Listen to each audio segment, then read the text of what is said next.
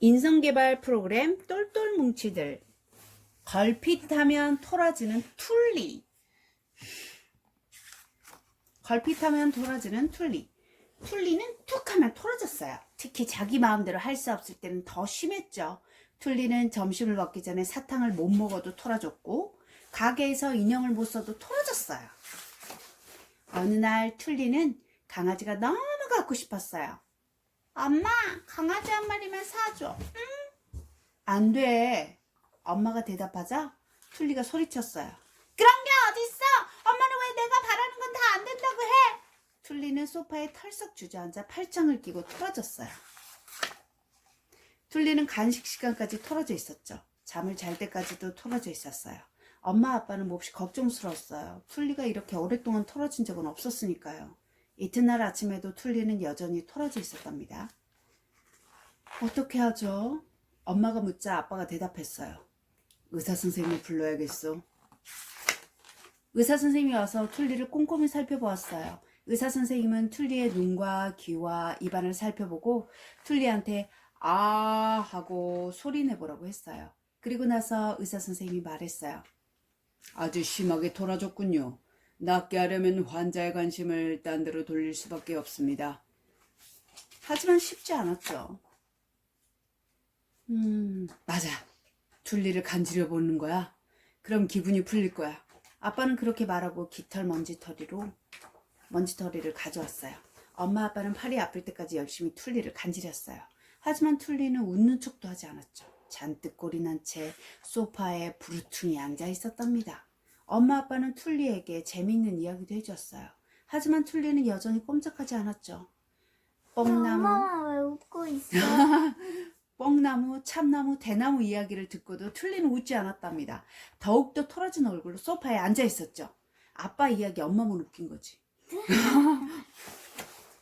엄마 아빠는 노래도 부르고 공으로 묘기도 부렸어요. 마술사로 분장해서 마술도 부렸고요. 마술은 정말 훌륭했죠. 하지만 툴리는 여전히 토라져 있었답니다. 엄마 아빠는 툴리의 관심을 끌려고 온갖 일을 다 했어요. 주방 세제통과 접착 테이프와 노끈으로 인형을 만들어 인형극까지 했는걸요. 하지만 헛일이었죠. 툴리는 여전히 토라진 채 앉아 있었답니다. 엄마 아빠가 어릿광대 옷을 입고 서로에게 물과 밀가루 반죽을 퍼부었어요. 정말이지 너무너무 우스웠죠. 하지만 토라진 툴리 얼굴은 조금도 달라지지 않았답니다. 엄마 아빠는 지쳤어요. 별짓을 다 해봤지만 툴리는 꿈쩍도 안 했으니까요. 엄마가 말했어요.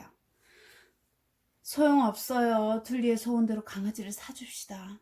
그 수밖에 없어요. 안 돼, 우리 집은. 안 돼. 그럼 나한테 맡겨요. 툴리한테 딱 어울리는 강아지가 있으니까. 그리고는 애완동물 가게로 갔죠. 엄마 말이 맞았어요. 작고 귀여운 강아지를 본 순간 툴리는 마음이 싹 풀렸어요. 그런데 골칫거리가 하나 있었죠. 아빠가 사온 강아지는 툭 하면 토라지지 뭐예요?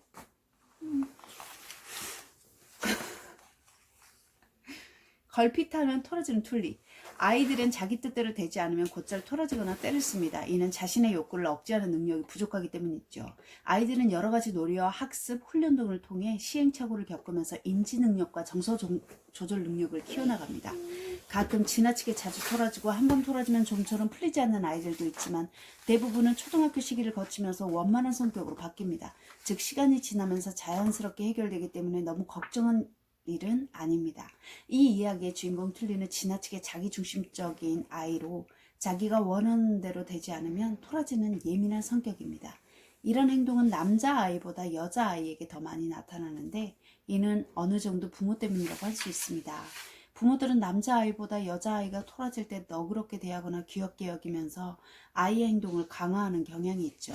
따라서 여자아이들은 토라지는 행동을 자연스럽게 습관화할 수 있습니다. 툴리가 아빠의 아이디어로 자신의 잘못을 깨닫는 것처럼 아이의 적응 발달을 위해서는 부모님의 태도가 매우 중요합니다. 끝.